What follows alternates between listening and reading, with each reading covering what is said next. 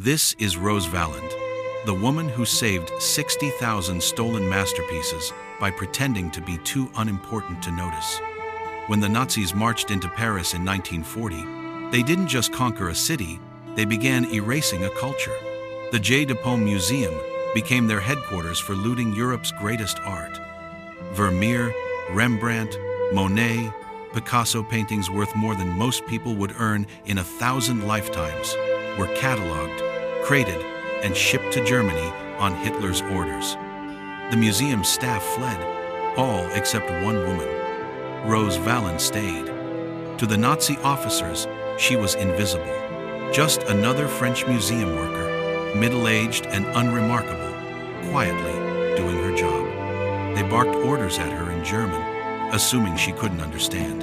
They discussed shipment schedules in front of her, confident she was too insignificant to matter. They were making the most catastrophic miscalculation of the war. Rose Valland spoke perfect German. She had studied at the École du Louvre and had spent years in Germany before the war, but she never let them know. Instead, she smiled politely, nodded when spoken to, and carefully memorized every single word they said. At night, after the Nazis left, she wrote it all down. Which paintings were loaded onto which trains, which rail lines they took, which castles and salt mines were being used as storage, the names of the collectors whose private collections were being stolen, every serial number, every destination. Her notebook became a map to Europe's stolen soul. This wasn't just about art. The Nazis were systematically looting Jewish families, erasing evidence of entire cultures. Every Chagall, every Rothko, every family heirloom represented a story they wanted destroyed. Rose understood that saving these works meant saving proof that these people, these families, these communities had existed and mattered. The risk was absolute. If the Nazis discovered what she was doing, she wouldn't face arrest, she'd face execution, probably after torture. The resistance warned her to stop. She refused. For 4 years, she maintained her charade, watching as Hermann Goering personally selected masterpieces for his private collection, as trainload after trainload disappeared into occupied territory. When the liberation came in 1944, Rose didn't celebrate. She went straight to the Allied forces with her records. The information she'd gathered became the foundation for the greatest art recovery operation in history. She joined the recovery teams herself, traveling across war-torn Europe, confronting generals and bureaucrats, demanding they return what they'd stolen. She was relentless.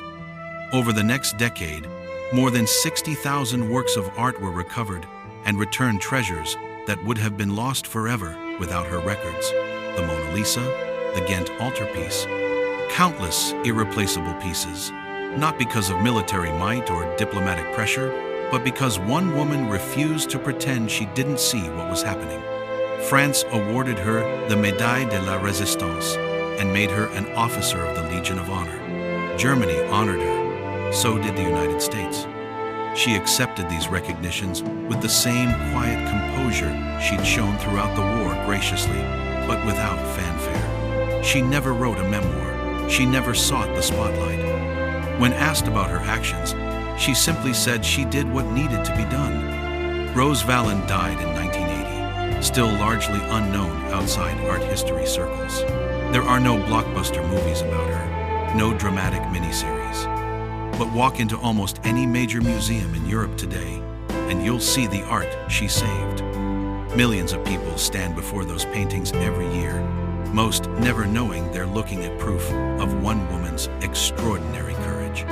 Heroism isn't always loud. Sometimes it's a woman in a room full of monsters, taking notes. Sometimes it's showing up every single day to a job that could kill you because you refuse to let beauty and memory die. Sometimes the greatest act of resistance is simply paying attention when powerful people think you're not worth noticing. Subscribe to Hearts in Uniform for more stories.